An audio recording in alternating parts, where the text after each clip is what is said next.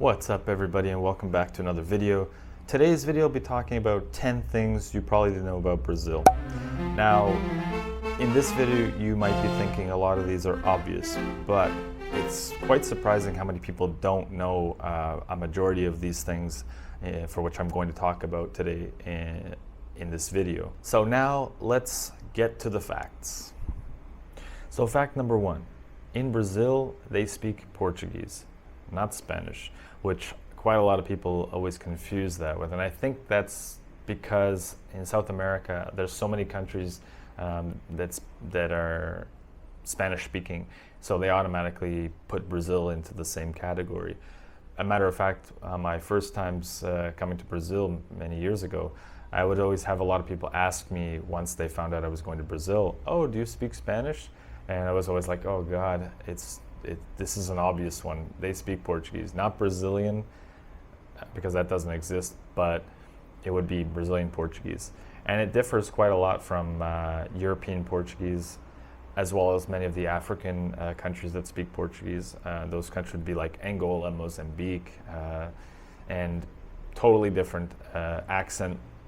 There would be also a lot of slangs that probably are between each other's languages. You know, they get created over the years, as well as like cultural references, which, you know, these just get created over many years.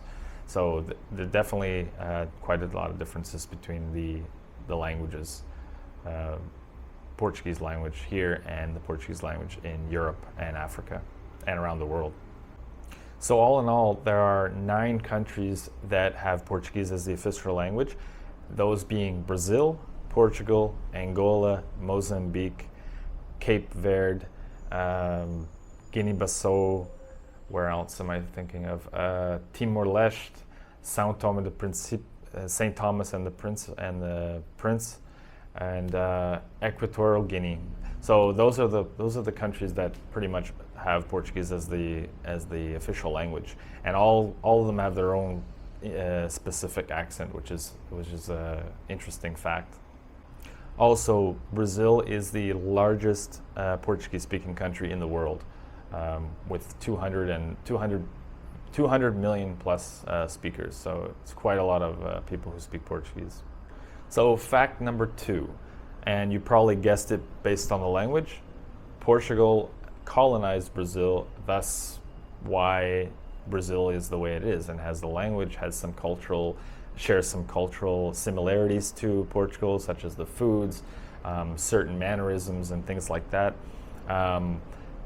Here's another interesting thing you probably didn't know, is that the Portuguese crown had to relocate to Brazil in the year 1808 until 1821. The reason for this is that they had to flee the Napoleonic Wars that were going on in Europe. I believe that Napoleon took control of Portugal at that time. So the Portuguese court, including the Queen and the King, had to take off, and they all sailed through on the ocean to get to Brazil by a caravela, which is this ship here. Took probably months to cross the ocean just to get to Brazil back in those days. And so they stayed for about 12 years. And that is probably why here in Rio, they have the slight Carioca accent, which is, I guess, a remnant of those times, because that's how they would speak in Lisbon, the royal family and whatnot. So that's probably why they have the shish sound. Very interesting. Another interesting thing when it ties into Portugal is that Brazil gained its independence in 1822, and not through a war, not through anything such, but simply Portuguese Prince Dom Pedro did not want to return to Portugal, so he stayed behind and basically deemed Brazil its own country, independent from Portugal, which caused quite a stir, but I think really nothing came of it. So fact number 3, where does the name Brazil come from? How did this country get this name of Brazil? So very interesting. I was looking up different facts about Brazil as I was getting to know the country many years ago, and my curiosity was growing. And where the name comes from is from a type of wood called pau-brasil. So the Europeans were extracting this, and this wouldn't be the only thing they were extracting from the country, unfortunately, but they were extracting it because it had a specific type of like a dye that was amber colored, and back in Europe they could sell this for much higher. I don't know exactly what they were using it for. I think for possibly writing or dyeing clothes or such things, but it had a really nice color. This is an example of pau-brasil, just so you guys can see what the color looks like. Yeah, and these trees have practically been deforested nearly to extinction, unfortunately. But I think there's still some around the country, you know, here specifically in Rio, possibly in the Amazon as well, and they're under protection. So they still do exist, but they're very, very rare, and they're not to be tampered with.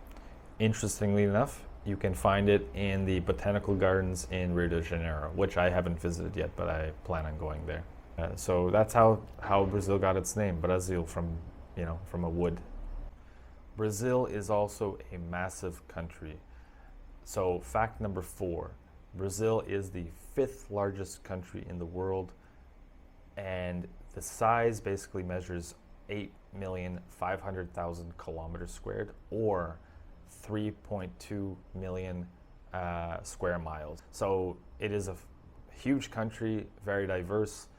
It also is the 6th biggest population in the world at 213 million people, and which is, based on its size, that's the reason why. And most of the people live in the most populated places live in the south of Brazil, southeast Brazil, such as Rio, São Paulo, and Belo Horizonte. So number 5, the capital of Brazil is Brasilia, not Rio and not São Paulo. I remember so many people would automatically think that Rio and São Paulo were the capital just because they're the biggest cities, but that isn't true. In fact, Rio used to be the capital of Brazil up until 1960, when they moved it to Brasilia. Apparently they started this process in 1956-57 when they started the construction of the whole complex, as you can see here in Brasilia. This was created by the architect Niemeyer, which is a really popular architect here in Brazil, who passed away not that long ago. And he designed the parliament buildings and where the president and the Senate all go. I think the reason why they moved it out of Rio was because the population was just too high, and they didn't, and for security reasons, they wanted it in a location that was much safer for all the politicians and the, all that stuff. So I think they did the right thing. Interestingly enough, Rio was the capital for over 100 years, but before Rio, it was the capital, which was a colonial capital of Brazil, was Salvador in the state of Bahia, which is really cool because I guess that was when they started, when the country basically was starting to be formed, and that was their starting point. I think the first state that was discovered was Bahia, Porto Seguro. Brazil is home to the Amazon and the Amazon Rainforest, which is a really cool place to go to. I would recommend checking it out. There isn't a high population there. For example, the state of Amazonas, I think the capital city of Manaus, which has 2 million people, is one of the lower side populations. It still has a substantial, but most of the people, like I mentioned, live in the southern part of the country. Now, Manaus is a wonderful place to check out. I highly recommend it. I don't think a lot of Brazilians really check it out, and I don't think that's, I don't know the reason, but quite a lot of Brazilians don't go to the Amazon, don't go to Manaus, but it is highly worth it.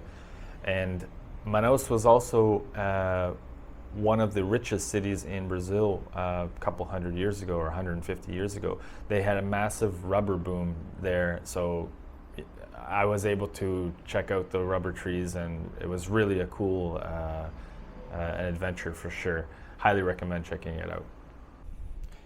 Really interesting fact here, Brazil is the largest coffee producer in the world. And I mean, if you're a coffee drinker, you probably sometimes think, oh, where could this have come from?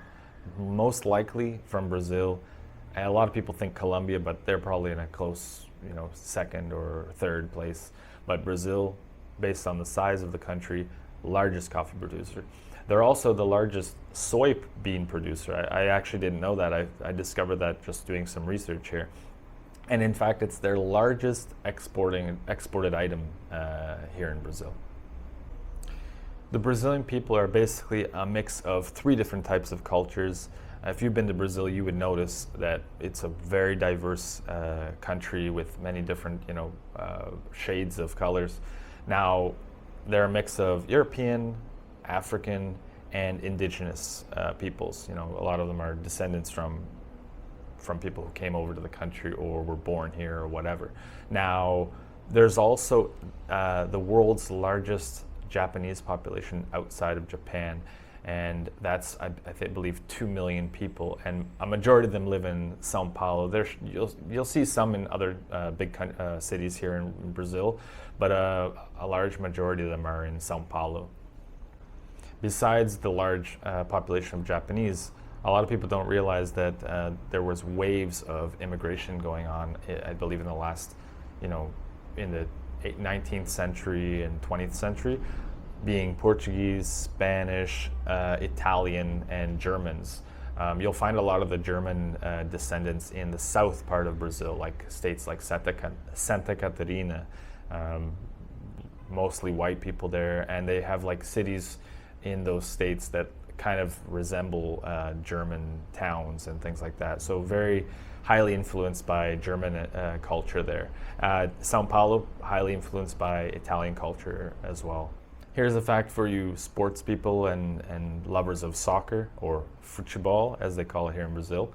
Brazil national team has the most World Cups than any other country at 5. Now, it's been a while since they've won a World Cup, and I think the people are like starving for a championship when it comes to their national pride.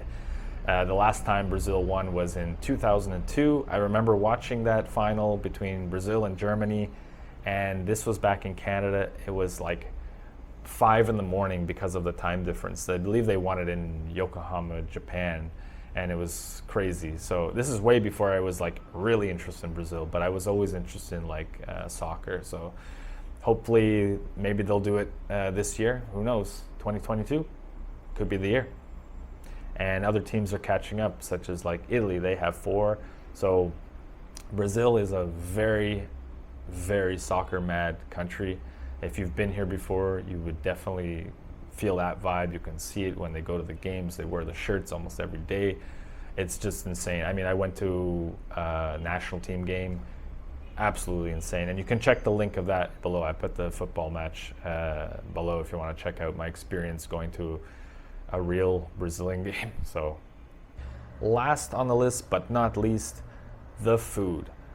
More specifically, feijoada, which is the national dish here in Brazil, and it's essentially like rice, beans, and has like a pork meat or whatever in it. Can't remember the exact name, but it's and they have like I'll just show you a picture right there.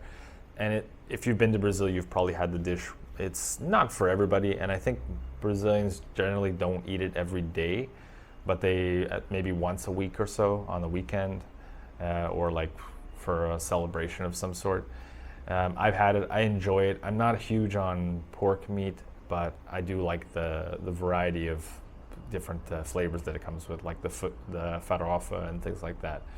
The national drink, caipirinha.